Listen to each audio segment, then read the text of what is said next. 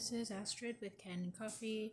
I have this Jura in an 8, and it came in because it just wasn't brewing coffee, and so I removed the brew unit, cleaned it out, lubricated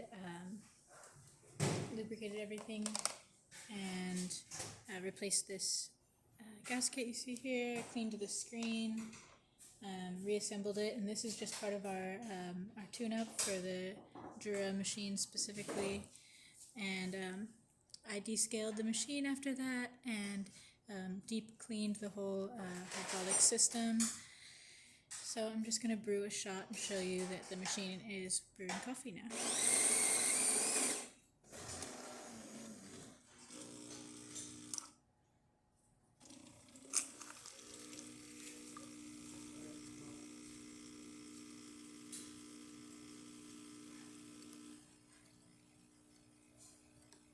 Might need a bigger cup for this, so switch that out. But as you can see, got a nice cup of coffee. And that's about it for this video.